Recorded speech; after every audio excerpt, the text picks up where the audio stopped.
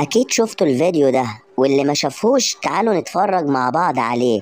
وأظن اللي حصل في الفيديو ده ما ينفعش، حتى لو بناء عن كلام الراجل الكبير إن الراجل التاني خبط له العربية، ما ينفعش يتكلم معاه بالطريقة دي خالص. يا ابن الشر بتخبطني، فلاح من المنوفية بتخبطني ليه؟ بتخبطني ليه يا ابني؟ الو خلصت كده؟ لا، ده الراجل كمان بعد ما مشي وشتمه زي ما انتوا سمعتوا رجع تاني مرة ليه. دور يا فلاح يا بتاع المنوفية يا ابن الشر. الو الو لا ما تقلقش. خلصت كده؟ لا، الراجل بعد ما مشي رجع مرة تالتة ليه.